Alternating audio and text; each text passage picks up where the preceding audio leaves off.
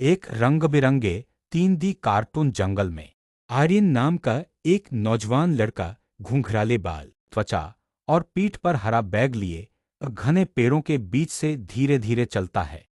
तभी एक शरारती छोटा बंदर मिको, सुनहरे भूरे फर वाला और चमकती आंखों के साथ, उसका नाश्ता चुरा लेता है और बेलों पर झूलते हुए भाग जाता है।